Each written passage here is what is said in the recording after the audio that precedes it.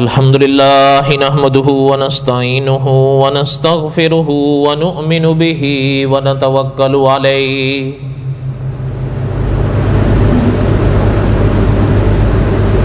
ونعوذ بالله من شرور أنفسنا ومن سيئات أعمالنا من يهده الله فلا مضل له ومن يضلله فلا هادي له وأشهد أن لا إله إلا الله وحده لا شريك له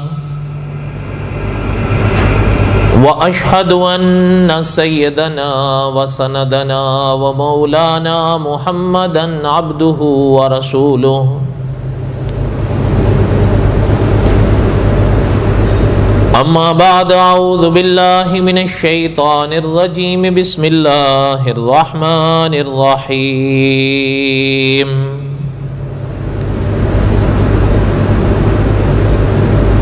الف لام را تلك آيات الكتاب المبين إنا أنزلناه قرآنا عربيا لعلكم تعقلون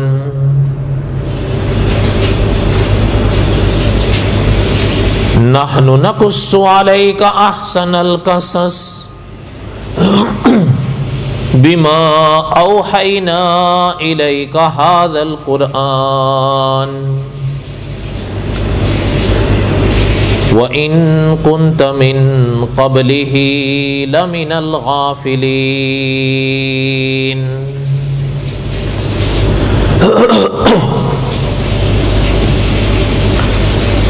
إِذْ قَالَ يُوسُفُ لِأَبِيهِ يَا أَبَتِ إِنِّي رَأَيْتُ أَحَدَ عَشَرَ كَوْكَبًا وَالشَّمْسَ وَالْقَمَرَ رأيتهم لي ساجدين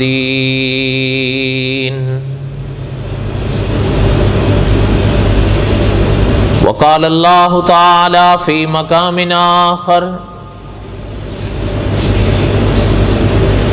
هو الذي أرسل رسوله بالهدى ودين الحق ليظهره على الدين كله وَكَفَى بِاللَّهِ شَهِيدًا محمد رسول الله والذين معه أشداء على الكفار رحماء بينهم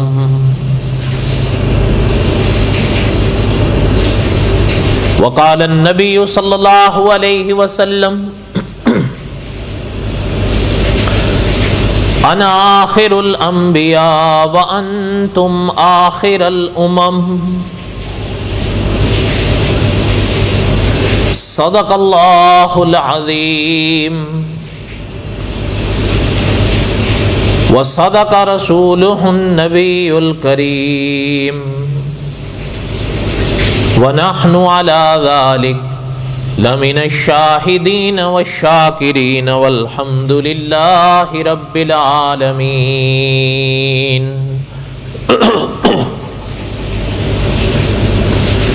اللهم صل على محمد وعلى آل محمد كما صليت على إبراهيم وعلى آل إبراهيم إنك حميد مجيد اللهم بارك على محمد وعلى آل محمد كما باركت على إبراهيم وعلى آل إبراهيم إنك حميد مجيد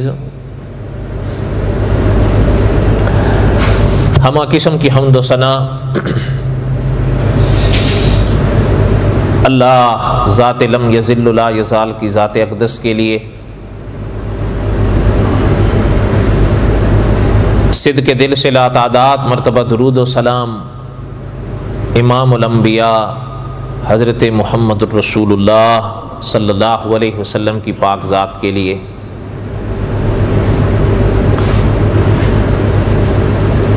جیسا کہ آپ حضرات کے علم میں ہیں، جمعہ کے بیانات میں ہم قصص الانبیاء علیہم السلام کے اسباق دہرا رہے ہیں۔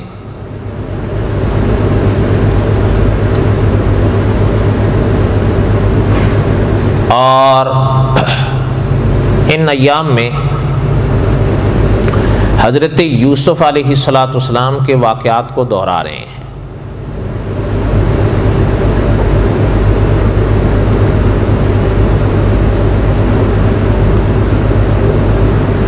میں نے پہلے بھی عرض کیا تھا کہ یہ واقعات تو صدیوں سے دہرائے جا رہے ہیں۔ علماء یوں لکھتے ہیں کہ ان واقعات کے دہرائے جانے کے موقع پر مجھے بھی اور آپ کو بھی ان اسباق پر غور کرنا چاہیے۔ جس سبق کا تعلق عقیدے سے ہو تو عقیدے کو سنوارنا چاہیے، اور جس سبق کا تعلق عمل سے ہو تو عمل کو سنوارنا چاہیے۔ ظاہر بات ہے، اللہ ذو الجلال والاکرام نے قرآن پاک میں یہ جو نورانی واقعات بیان فرمائے ہیں انبیاء علیہم السلام کے، تو یقیناً ان میں بہت اسباق ہیں، میرے لیے بھی، آپ کے لیے بھی، جو چلے گئے ان کے لیے بھی تھے اور جو آئیں گے ان کے لیے بھی ہیں۔ ورنہ فقط دہرا لینا تو بہرحال کوئی ایسی بات نہیں۔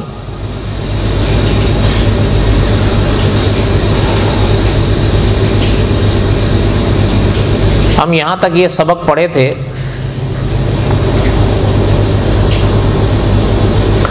کہ حضرت یوسف علیہ السلام کی قمیص مصر سے چلی،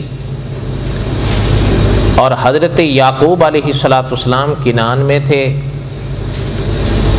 وہ قافلہ واپس آیا کنعان، اپنے گھر، اپنے والد کے پاس۔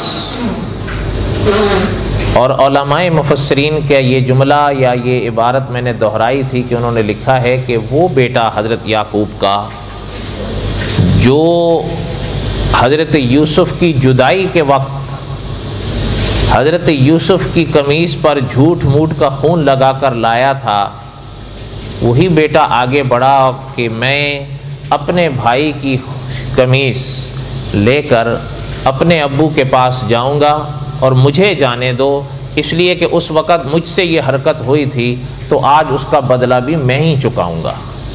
اس وقت اگر اپنے والد کے دل کو میں نے دکھایا تھا تو آج والد کے دل کو بھی مجھے ہی خوش کرنا چاہیے کہ یہ خوشخبری میں ہی لے کر جاؤں۔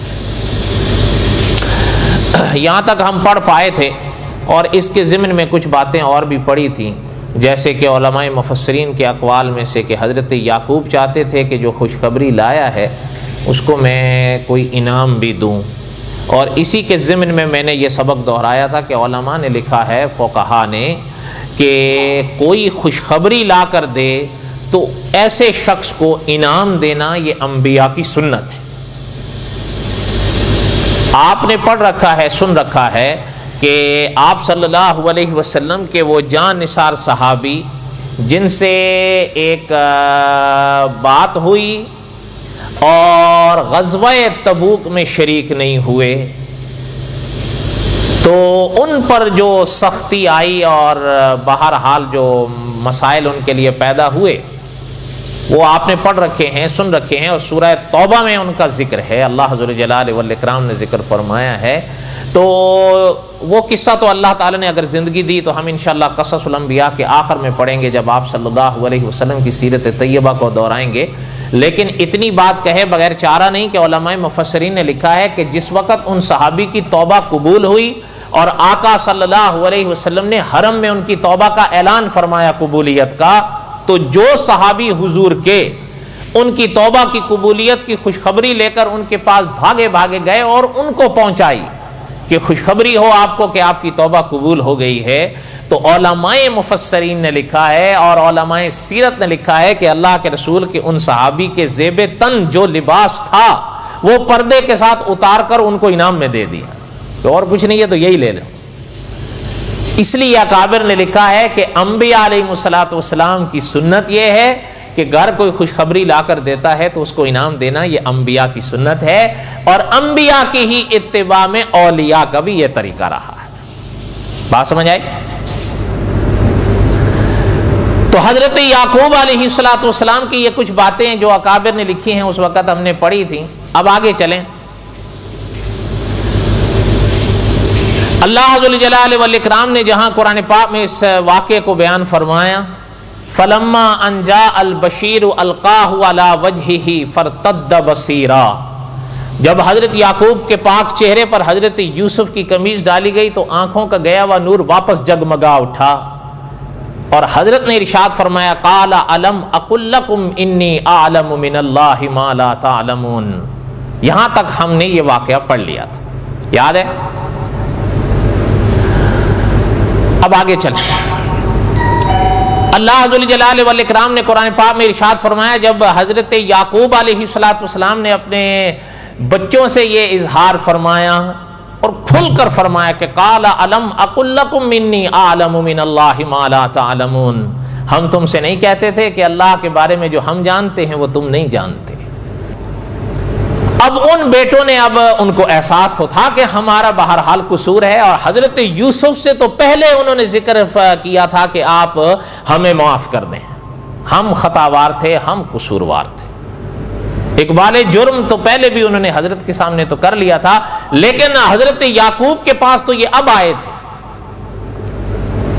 اب احساس تو تھا کہ اس وقت ہم نے غلطی کی ہے، بلکہ علماء مفسرین نے لکھا ہے کہ ان کو احساس تھا کہ وہ جو ہم سے ہوا وہ گناہ کبیرہ ہے۔ اور آگے علماء مفسرین کی عبارات سے پتہ چلتا ہے، یاد رکھیں کہ یہ آپ نے بھی پہلے پڑھ رکھا ہے، سن رکھا ہے کہ حقوق دو طرح کے سامنے آتے ہیں ابن آدم کے، ایک وہ حقوق ہیں جو حقوق اللہ کہلاتے ہیں، اور ایک وہ حقوق ہیں جو حقوق العباد کہلاتے ہیں۔ حقوق اللہ کا تعلق اللہ ذو الجلال والاکرام کے ساتھ ہوتا ہے، اور حقوق العباد کا جہاں تعلق خدا کے ساتھ ہوتا ہے وہاں خدا کے بندوں کے ساتھ بھی ہوتا ہے۔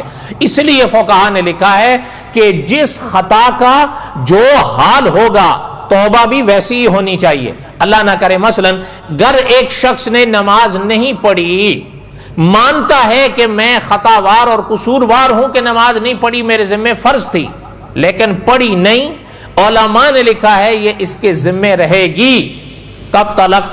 جب تلک یہ قضا نہیں کرے گا۔ حتیٰ کہ اکابر کے بڑے عجیب فرامین ملتے ہیں کہ یہاں نہیں، اگر کعبے میں چلا جائے اور صرف یہ نہیں کہ سجدہ وہاں مسجد حرام کے فرش پر، بلکہ اپنی یہ پیشانی کعبے کی پاک دیواروں کے ساتھ مار مار کر پھوڑ بھی دے، تب بھی اگر اس کے ذمہ یہاں کی فجر نماز رہتی ہے تو وہ وہاں سے ادا نہیں ہو جائے گی، فقط پھوڑنے سے ماتھا۔ کب تلک؟ جب تک قضا نہیں کرے گا۔ فضیلت اپنی جگہ ہے کہ وہاں ایک انسان ایک نماز پڑھے تو لاکھوں کا ثواب پائے، وہ اپنی جگہ ہے، لیکن یہاں کی 2 رکعتیں اس کے ذمہ تب تلک رہیں گی جب تک وہ ان کو قضا نہیں کرے۔ یہ متفق علیہ مسئلہ ہے، سیدھی بات ہے۔ جب اکابر نے، یاد رکھیں اکابر نے لکھا ہے اگر کسی کے ذمہ نمازیں ہیں توبہ سے وہ بھی معاف نہیں ہوں گی، زیادہ سے زیادہ توبہ سے گناہ معاف ہوگا، نمازیں اطاعت کی ہیں وہ معاف نہیں ہوں گی، ان کو لوٹانا پڑے گا۔ بہرحال جو بات اب عرض کر رہا تھا کہ اکابر نے فرمایا خدا نہ کرے اگر کسی کے ذمہ فرض نماز ہے وہ قضا کرنی ہے، لیکن ایک بات تو آپ بھی خوب سمجھ سکتے ہیں، حق کس کا ہے؟ یہ نماز حق کس کا ہے؟ بندے کا ہے یا اللہ کا ہے؟ تو توبہ کس کے سامنے کرے گا اور معافی کس سے مانگے گا؟ اور اب قضا کر لے گا تو انشاءاللہ گناہ بھی معاف ہو گیا اور نماز بھی ادا ہو گئی۔ کسی بندے کے پاس جا کے معافی مانگنے کی ضرورت نہیں ہے، کیوں؟ یہ حق جس پاک ذات کا تھا ان کے آگے مانگ لیا۔ اب آئیے دوسری بات، یہ حقوق اللہ میں سے ہے، اگر میرے ساتھ کہہ دیں یہ حقوق اللہ میں سے، خدا نہ کرے گر کسی کے ذمہ فرض روزہ ہے، اس نے نہیں رکھا، تو یاد رکھیں نہیں رکھا ہے تو علماء نے فرمایا یہ اس کی گردن پر رہے گا تب تلک، جب تلک قضا نہیں کرے گا۔ لیکن یہ حق کس کا ہے؟ اللہ کا ہے۔ جس دن اللہ تعالیٰ سے معافی مانگ لی اور روزے کو قضا کر لیا تو انشاءاللہ معافی مل جائے اور روزہ بھی ادا ہو جائے گا، ذمے سے ساقط ہو جائے۔ لیکن یہ دائرے سارے حقوق اللہ کے ہیں۔ اگلی بات سنیں، خدا نہ کرے گر کسی کے ذمے، میں بات حضرت یعقوب کی کر رہا ہوں، یہ بات نہیں کروں گا تو اگلی بات سمجھ میں نہیں آئے گی، اس لیے کر رہا ہوں۔ گر کسی شخص کے ذمے 2 رکعت فرض فجر کے رہتے تھے، اس نے اللہ تعالیٰ سے معافی مانگ لی اور قضا کر لی، انشاءاللہ گناہ بھی معاف ہو گیا اور نماز بھی ادا ہو گئی، بولو نا، ہو گئی۔ لیکن خدا نہ کرے گھر کسی انسان کے ذمے کسی انسان کے 200 روپیے ہوں، میں مثالی بات کر رہا ہوں، کم بھی ہو سکتے ہیں زیادہ بھی ہو سکتے ہیں، گھر کسی انسان کے ذمے کسی انسان کے 200 روپیے ہوں، حق کس کا ہے؟ یہ حقوق العباد کے دائرے ہیں۔ علماء نے لکھا ہے اگر اس کو احساس ہو جائے تو 2 رکعت صلاۃ التوبہ فقط نہیں، 2000 رکعت صلاۃ التوبہ بھی پڑھ لے، لیکن اس آدمی کو وہ عوض واپس نہ دے یا اس سے معاف نہ کرائے تو اللہ کی پاک بارگاہ میں اس کے یہ 200 روپیے معاف نہیں ہوں گے۔ اس لیے اچھا خیر، مطلب قصص الانبیاء تو آپ پڑھتے رہیں گے، ایک بات مجھے یاد آئی وہ بھی سن لیں کہ انشاءاللہ اگر اللہ تعالیٰ نے زندگی دی تو قصص الانبیاء کے آخر میں ہم یہ باتیں پھر دہرائیں گے، لیکن یہ بات سن لیں کہ آقا صلی اللہ علیہ وسلم کا جب اس دنیا سے پردہ فرمانے کا وقت آیا، علماء سیرت نے لکھا ہے کہ آقا صلی اللہ علیہ وسلم مسجد نبوی میں تشریف لائے بڑی مشکل سے، یہ زندگی کے آخری ایام تھے اور یہ آخری بیماری تھی جس میں آپ صلی اللہ علیہ وسلم نے اس دنیا سے پردہ فرمایا ہے۔ اور یاد رکھیں جس طرح انبیاء کا مقام زیادہ ہوتا ہے اسی طرح انبیاء کے امتحانات اور آزمائشیں بھی زیادہ ہوتی ہیں۔ یاد رکھیں حدیث میں آپ صلی اللہ علیہ وسلم کے فرامین کی روشنی میں علماء نے لکھا ہے کہ 3 حصے دکھ انبیاء کا امت سے زیادہ ہوتا ہے۔ مثلا اگر یہاں کسی کو بخار 100 درجے کا ہوتا ہے، انبیاء کو 300 درجے کا ہوتا ہے۔ انبیاء کی شان زیادہ ہوتی ہے تو ان کے امتحان بھی سخت ہوتے ہیں۔ حضور تشریف لائے، جو بات آپ کو سنا رہا تھا، پاک منبر پر حضور صلی اللہ علیہ وسلم تشریف فرما ہوئے، علماء نے لکھا ہے، علماء سیرت نے، کہ اس زمانے میں کہ جو پاک لوگ تھے ان کے بیانات آج بھی کتابوں میں ملتے ہیں کہ مسجد نبوی کے منبر پر حضور بیٹھے صلی اللہ علیہ وسلم تو سر میں اتنا شدید درد تھا کہ سر پاک کو ایک مبارک کپڑے سے، پاک کپڑے سے باندھ رکھا تھا، لیکن تشریف لائے تو بات کیا ارشاد فرمائی؟ فرمایا بھائی سنو، اگر کسی کا حق ہمارے ذمے ہے تو ہم کہتے ہیں کہ وہ ہم سے وصول کر لے، وہ وقت آنے سے پہلے جو سب پر، یہ حضور نے اس موقع پر ارشاد فرمایا۔ اور اکابر نے لکھا ہے حضور نے یہاں تک ارشاد فرمایا کہ گر کسی کے ذمے کسی کا حق ہے، ان آنکھوں کو بند ہونے سے پہلے وہ ادا کر جاؤ۔ علماء مفسرین نے حضور علیہ السلام کے اس پاک فرمان کی شرح میں لکھا ہے کہ گر آخرت کی بارگاہ یعنی خدا کی بارگاہ میں حاضری ہوئی تو اللہ ذوالجلال والاکرام اس وقت تک آخرت میں معاف نہیں کریں گے جب تک خدا کا وہ بندہ معاف نہیں کرے گا۔ اور یہ آپ مجھ سے بہتر جانتے ہیں، آخرت میں آپ مجھے معاف کر دیں یا میں آپ کو معاف کر دوں، کیا خیال ہے؟ اور یہ بھی آپ مجھ سے بہتر جانتے ہیں اس دنیا کی کرنسی نوٹ ہیں یا کسی زمانے میں درہم اور دینار ہوتے تھے، آخرت کے زمانے اور آخرت کے عالم کی کرنسی نیکیاں ہیں، وہاں کے بدلے نیکیوں سے چکائے جائیں گے۔ اس لیے علماء نے لکھا ہے کہ حضرت یعقوب علیہ السلام کی جو بات آگے آ رہی ہے حضرت کا اس میں بھی پیغام یہی تھا، اور آقا صلی اللہ علیہ وسلم آخری دنوں میں منبر پر بیماری کی حالت میں بیٹھ کر یہ اعلان فرما گئے کہ گر کسی کے ذمہ ہے، میرے بھی گر کوئی کسی کے ذمہ ہے تو وہ لے لے، اور دوسروں کو بھی سبق دے گئے کہ گر کسی کا حق اپنے ذمے لیے ہوئے ہو تو اس کو مرنے سے پہلے پہلے ادا کر جاؤ. اور یہی پیغام حضرت یعقوب علیہ السلام کا بھی تھا. کوئی بات سمجھ میں آئی ہے آپ کو؟ میں نے پہلے عرض کیا قصص الانبیاء تو ہم پڑھ رہے ہیں، آپ بھی سن رہے ہیں، سنتے رہیں گے، پڑھتے رہیں گے انشاءاللہ. کہنے کا مقصد یہ ہے کہ کوئی ہاتھ بھی تو آئے. گر میرے ذمے کسی کا کوئی حق ہے، گر وہ حقوق اللہ میں سے ہے تو وہ بھی جمعے کے بعد ادا ہونا چاہیے، اور گر وہ حقوق العباد ہے تو وہ بھی ادا ہونا چاہیے. مانا یہ کہ یہ آنکھیں بند ہونے سے پہلے پہلے چکا جاؤ، یہ ایک موقع ہے. یہ آنکھیں بند ہو گئیں تو اکابر نے حضور علیہ السلام کے فرامین کے روشنی میں لکھا ہے کہ وہاں جو صاحب حق آئے گا وہ تو لیے بغیر نہیں چھوڑے گا، وہ نیکیاں لے گا ان پیسوں کے عوض. اور حضور کا فرمان ہے صلی اللہ علیہ وسلم، گر نیکیاں ختم ہو گئیں تو اس کے جو گناہ ہوں گے، اگر اس کے بعد نیکیاں نہیں تو وہ ادھر ڈال دیے جائیں. بہرحال اللہ تعالیٰ عادل ہیں، فیصلہ فرمائیں. اس لیے آپ صلی اللہ علیہ وسلم اور حضرت یعقوب علیہ السلام صدیوں پہلے یہ پیغام دے گئے ہیں کہ یہ آنکھیں بند ہونے سے پہلے پہلے گر کسی کا حق ہے تو اس کو ادا کر جاؤ یا معاف کروا. یہی حل ہے بس. حضرت یعقوب علیہ السلام کے پاس وہ قمیص واپس آئی اور آنکھوں کا نور بھی واپس آیا. تو بیٹوں کو احساس تو تھا کہ ہم سے جو قصور ہوا ہے وہ ہے بھی گناہ کبیرہ. اب حضرت یعقوب علیہ السلام سے کہنے لگے قالوا یا ابانا استغفر لنا ذنوبنا انا کنا خاطئین. کہنے لگے ابا ہمیں معاف کر دیں، ہم سے قصور ہوئے ہیں، ہم واقعہ اقبال جرم کرتے ہیں، ہم سے قصور ہو گئے ہیں، ہم آپ سے معافی مانگتے ہیں، آپ ہمیں معاف کر دیں. بیٹوں نے معافی مانگ لی نا؟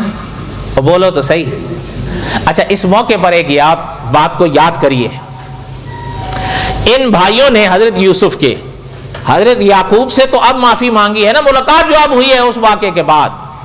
تو وہ جو پہلے حضرت یوسف کے ہاں تھے، حضرت یوسف سے اس سے پہلے معافی مانگ چکے تھے یا نہیں؟ بولو. مانگ لی تھی نا. لیکن حضرت یوسف نے اسی لمحے معاف فرما دیا. حضرت یوسف نے اسی لمحے معاف فرما. مولانا امین اکاڑوی رحمۃ اللہ علیہ فرمایا کرتے تھے بڑوں کے دل بڑے ہوتے ہیں. حضرت یوسف نے تو اسی لمحے معاف فرما دیا، بلکہ ساتھ یہ بھی فرما دیا کہ ہم نہ صرف خود معاف کرتے ہیں بلکہ اللہ سے بھی آپ کی معافی کی دعا کریں. لیکن اب آئے حضرت یعقوب کے پاس، یہ والد کے پاس.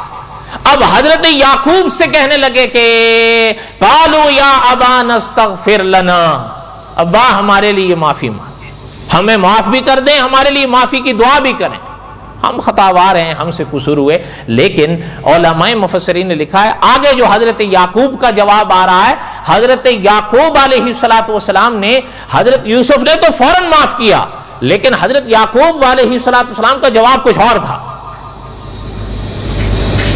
حضرت یعقوب علیہ السلام نے فرمایا کہ اپنا جب انہوں نے کہا نا کہ ابا آپ ہمیں معاف فرما دیں اور ہمارے لیے بخشش کی دعا بھی مانگیں، حضرت یعقوب نے فرمایا قال سوف استغفر لکم ربی انہ هو الغفور الرحیم، ان قریب ہم تمہارے لیے بخشش کی دعا اپنے رب سے مانگیں گے. انہ هو الغفور الرحیم، بے شک وہ غفور بھی ہیں رحیم بھی ہیں. اچھا یہ اس آیت پر اکابر کی بڑی عجب گفتگو ہے کہ حضرت یوسف نے تو فوراً معاف کیا جبکہ وہ تو بھائی تھے نا. اب حضرت یعقوب تو والد ہیں ان کے، لیکن حضرت یعقوب نے فوراً تو معاف نہیں فرمایا بلکہ یوں فرمایا سوف، ان قریب، استغفر لکم، ہم تمہارے لیے بخشش کی دعا مانگیں گے. یہ کیا وجہ ہے؟ علماء مفسرین نے اس پر بڑی بڑی باتیں لکھی ہیں، ساری تو خیر ظاہر نہیں سنائی جا سکتی، لیکن ایک دو سن لیں. ایک بات کا تو وہی خلاصہ تھا جس کا میں نے ابھی خلاصہ کر دیا ہے کہ علماء مفسرین نے لکھا ہے کہ اصل میں حضرت یعقوب علیہ السلام اس راز کو خوب سمجھتے تھے کہ ان سے جو قصور ہوا ہے وہ نہ صرف یہ کہ حقوق اللہ سے متعلق ہے، وہ حقوق العباد سے بھی تعلق رکھتا ہے کہ اس میں معاملہ صرف میرا نہیں، میرے بیٹے یوسف کا بھی ہے. کیا پتا انہوں نے معاف کیا ہے یا نہیں کیا ہے. علماء مفسرین نے لکھا ہے اگر حضرت یوسف نے معاف نہ کیا ہو نا تو پھر ان کے لیے بخشش کی دعا مناسب نہیں تھی اس سے پہلے. اچھا، اس سے ایک چیز اور بھی سمجھ میں آتی ہے ان عبارتوں سے جو ہم نے پہلے بھی پڑھی اور انشاءاللہ آئندہ بھی پڑھیں گے، کہ جو عالم الغیب ذات ہے وہ تنہا اللہ کی ذات ہے. اگر پیغمبر عالم الغیب ہوتے تو حضرت یعقوب کو پتہ نہیں چل جاتا کہ میرے بیٹے نے تو پہلے قدم پر ہی معاف کر دیا تھا. قال سوف استغفر لکم ربی، پھر اس کا معنی کیا رہتا ہے؟ معنی تو تبھی رہتا ہے کہ ابھی حضرت یعقوب کو پتہ نہیں تھا. ملاقات ہوگی تو حضرت یوسف سے بات ہوگی تو پتہ چلے گا کہ آپ نے معاف کیا ہے یا نہیں کیا ہے. اس لیے علماء نے فرمایا ایک وجہ تو یہ. دوسری علماء نے ایک وجہ اور بھی لکھی ہے اور بڑی باریک ہے. وہ یوں لکھتے ہیں علماء کہ اصل میں حضرت یعقوب علیہ السلام نے جو فرمایا کہ ہم ان قریب تمہارے لیے بخشش کی دعا مانگیں گے اپنے رب سے، اکابر نے فرمایا حضرت یعقوب ایک تو یہ بات جاننا چاہتے تھے جو حضرت یوسف کے متعلق تھی کہ انہوں نے معاف کیا ہے کہ نہیں، ایک بات. دوسری بات یہ حضرت یعقوب چاہتے تھے کہ بخشش کی دعا جب کرنی ہے تو پھر خاص وقت میں کریں. اور وہ وقت کون سا ہے؟ علماء مفسرین نے لکھا ہے وہ وقت وہ ہے جسے میں اور آپ سحری کا وقت کہتے ہیں، کہ حضرت یعقوب انتظار اس میں تھے کہ وہ وقت آئے جسے دنیا سحری کا وقت کہتی ہے. کیوں آخر حضرت یعقوب اس انتظار میں تھے؟ علماء مفسرین نے لکھا ہے، مولانا عبد الحمید سواتی رحمت اللہ علیہ نے، کہ وہ وقت ایسا ہے جسے میں اور آپ سحری کا وقت کہتے ہیں. وہ وقت ایسا ہے کہ اس موقع پر ایک عجب انوار ظاہر ہوتے ہیں پوری رات میں، اور ادھر سے ندائیں آتی ہیں کوئی ہے مانگنے والا جو ہم قبول کریں. یہ سحری کے وقت ہوتا ہے. تو اکابر نے فرمایا حضرت یعقوب چاہتے یہی تھے کہ جب ان کا وہ قصور اتنا بڑا تھا تو ایک خاص وقت آئے تو پھر میں ان کے لیے دعا. سمجھ آئی؟ اچھا خیر، اکابر نے فرمایا کہ حضرت یعقوب علیہ السلام نے فرمایا کہ ہم ان قریب تمہارے لیے دعا کریں. اب اللہ ذو الجلال والاکرام نے کلام پاک میں ارشاد فرمایا کہ اپنا فلما دخلوا علی یوسف آوا الیہ ابویہ. اب حضرت یوسف علیہ السلام نے جو انتظام فرمایا تھا نا بھائیوں سے، کہ یاد ہوگا ہم نے گزشتہ کسی جمعے میں پڑھا بھی تھا، سواریاں دے کر اہتمام فرمائے گا اور یہ بھی ساتھ میں فرمایا کہ ان کو لے کر آنا. سب چلے. کتنے چلے؟ علماء کے یہاں یعنی خاندان کے کتنے لوگ تھے؟ بلاوا حضرت یوسف کا آیا، چلے تو سارے تھے کتنے؟ واللہ عالم. بعض حضرات یہ فرماتے ہیں کہ غالباً 72 تھے، بعض فرماتے ہیں نہیں 90 تھے، اللہ بہتر جانتے ہیں کتنے. قرآن پاک میں نہیں بتایا گیا، احادیث طیبہ میں بھی ہماری نظر سے یا کان سے نہیں گزرا، اس لیے اللہ ہی بہتر جانتے ہیں. تفسیری روایات ہیں 63 تھے، 72 تھے، بعض کہتے ہیں 83 تھے، بعض کہتے ہیں 90 تھے. واللہ عالم بحقیقت الحال، وہ عرشوں کا مالک ہی جانتا ہے کتنے تھے.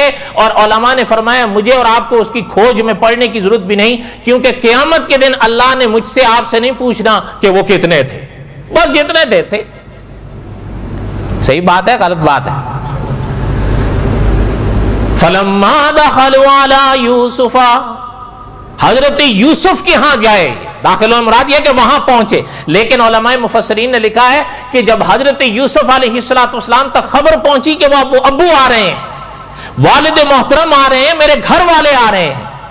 ماں میں اختلاف ہے، بات فرماتے ہیں یہاں جو ابوئی ہے اس میں ماں بھی ہیں، لیکن دوسرے علماء فرماتے ہیں نہیں پتہ تفاصیل. جیسے ہم نے بھی ابتدائی میں کہیں پڑھا تھا کہ حضرت یوسف کی والدہ تو اس وقت اس دنیا سے انتقال فرما چکی تھی، اور بعض یہ بھی فرماتے ہیں کہ جب بنیامین کی پیدائش ہوئی تبھی وہ فوت ہو گئی تھیں، اس لیے والدہ تو نہیں. لیکن وہ فرماتے ہیں والدہ نہیں تھیں، خالہ تھیں، والدہ کی بہن. اور اکابر نے یہ بھی لکھا ہے کہ حضرت یعقوب نے اس وقت ان سے نکاح کیا تھا، اور خالہ خالہ بھی ہوئی، پھر ساتھ میں جب حضرت یعقوب کی اہلیہ بھی بن گئی تو پھر اس رشتے سے ماں بھی ہوئی، تو ابوئی ہی کہہ دیا تو کیا حرج ہے، ماں تو بن گئی.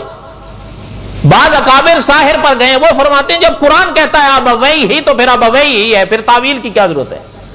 لیکن دوسرے علماء یوں فرماتے ہیں کہ اصل میں تفاسیر کی کتابوں میں یہ ملتا ہے کہ حضرت یا یوسف کی والدہ پہلے ہی فوت ہو گئی تھیں، یہ والدہ نہیں خالہ تھی، لیکن حضرت یعقوب کے چونکہ نکاح میں تھی تو پھر والدہ ہو گئی، اس لیے ابویہ ہی کہہ دیا تو کوئی بات نہیں۔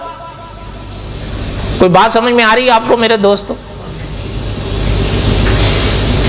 فَلَمَّا دَخَلُوا عَلَى يُوسُفَ آوَى إِلَيْهِ أَبَوَيْهِ وَقَالَ ادْخُلُوا مِصْرَ إِنْ شَاءَ اللَّهُ آمِنِينَ۔ اب حضرت یوسف علیہ السلام جب آئے باہر کہ پہلے ہی آ گئے استقبال کے لیے، آپ بھی حیران ہوں گے، علماء مفسرین نے بڑی بڑی عجیب بات لکھی ہے۔ بات تو یہاں تک لکھتے ہیں کہ جو بادشاہ تھا نا جنہوں نے یوسف علیہ السلام کو عزیز مصر کا عہدہ دیا تھا، وہ خود بھی باہر آئے حضرت یوسف کے ساتھ، وہ اس لیے کہ وہ حضرت یوسف پہ جان دیتے تھے۔ وہ تو بس باقاعدہ نے فرمایا برائے نام بادشاہ رہے، لیکن باقی تو سارے اختیارات انہوں نے حضرت یوسف کو دے دیے تھے۔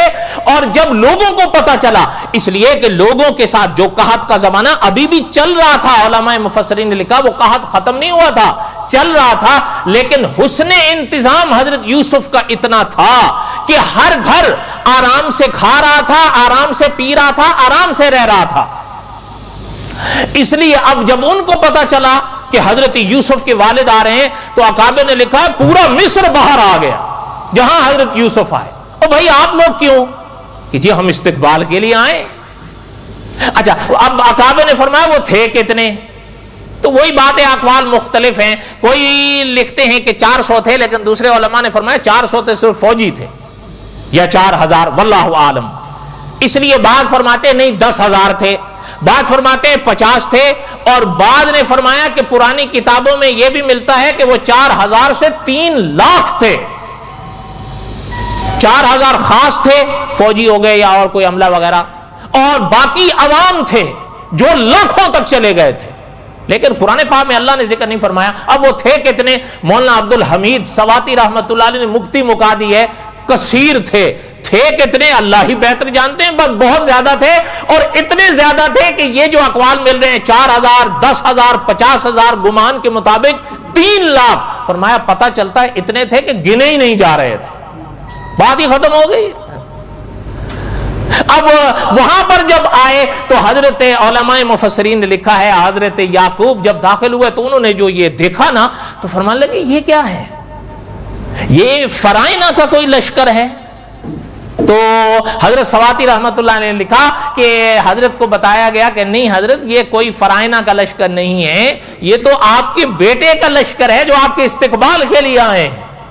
اب علماء مفسرین نے لکھا ہے جب حضرت یوسف انتظار میں تھے، اور یہ بھی علماء لکھتے ہیں کہ ایک بار میدان تھا وہ بہت کھلا جہاں حضرت یوسف کھڑے تھے والد کے انتظار میں، یقیناً وہ راستہ ہوگا جس طرف سے آتے ہوں گے۔ اب آپ سمجھ سکتے ہیں یہاں اب کے دور کے دروازوں میں اور تب کے دور کے دروازوں میں فرق ہوتا تھا۔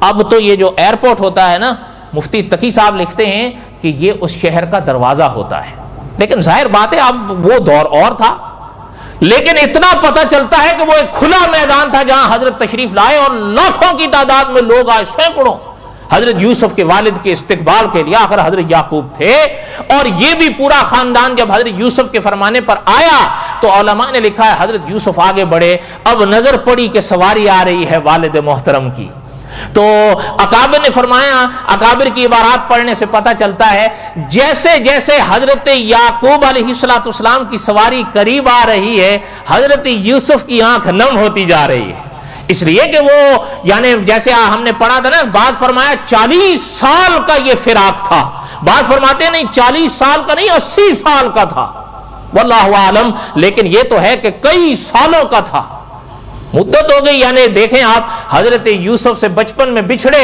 اور حضرت یوسف بھی والد سے بچپن سے بچھڑے، اب جا کر دیکھ رہے ہیں۔ اب جب سامنے کھڑے ہوئے علماء نے فرمایا حضرت یعقوب کی سواری آ کر رکی، اور حضرت یعقوب علیہ السلام سواری سے اترے۔ جب اترے تو حضرت یوسف آگے بڑھے، اور جیسے ہی آگے بڑھے اپنے ابو کو سینے سے لگا لیا۔ قربان ہے ایسے بیٹے پر۔ آپ بھی ابوؤں کو ایسے ہی گلے لگاتے ہو؟ سچ سچ بتانا ہے؟ وہ بولو تو صحیح، ذرا ڈھیلے بولتے ہو۔ اصل میں مکی صاحب دامت برکاتہم صحیح فرماتے ہیں، خدا نہ کرے وہ دن آئے جس دن یہ نہیں ہوں گے نا، اور آخرت کا دربار آئے گا، تب مجھے بھی اور آپ کو پتا چلے گا کہ خدا کی پاک بارگاہ میں ان بوڑھے اور بوڑھیوں کا کیا مقام تھا۔ اب حضرت یوسف علیہ السلام نے جو گلے لگایا، اکابر نے فرمایا کہ حضرت یعقوب بھی جو اس دن روئے ہیں، تاریخ بتاتی ہے کہ آنسو تھمنے کو نہیں آ رہے تھے۔ اب دیکھیں تو صحیح، کیا شان، کہاں کنویں میں جو پتہ ہی نہیں چلا بیٹا کہاں گیا، اور آج بادشاہ کی صورت میں مل رہا، لاکھوں کی تعداد میں لوگ استقبال کے لیے آئے۔ اب حضرت علماء نے لکھا ہے حضرت یوسف علیہ السلام اور حضرت یعقوب جو گلے لگے تو رو رہے ہیں، والد بھی رو رہے ہیں، بیٹے بھی رو رہے ہیں۔ اچھا، اب روتے روتے علماء نے لکھا ہے کہ اتنے میں حضرت جبرائیل آ گئے علیہ السلام۔ اب حضرت جبرائیل بھی تو حضرت جبرائیل ہے نا علیہ السلام۔ حضرت جبرائیل امین علیہ السلام نیچے تشریف لے آئے۔ بقیہ تا قصہ ہے انشاءاللہ آئندہ